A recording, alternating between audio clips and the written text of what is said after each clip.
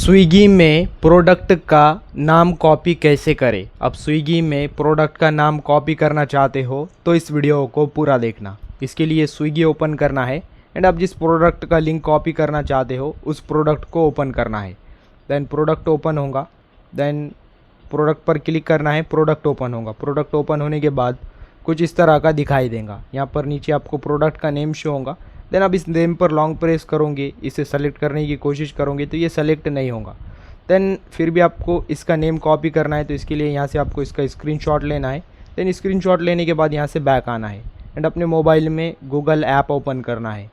फिर search option show होगा and search के राइट साइड कैमरा आइकन दिखाई देगा, तो आपको कैमरा आइकन पर क्लिक करना है। देन कैमरा आइकन पर क्लिक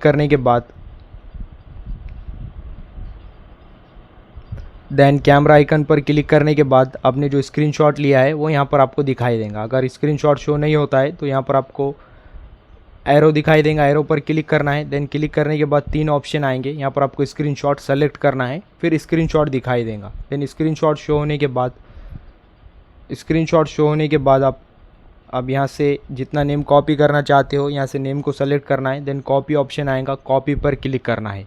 जैसे आप कॉपी करेंगे देन नेम कॉपी हो जाएगा। तो अब इस तरह से कर सकते हैं।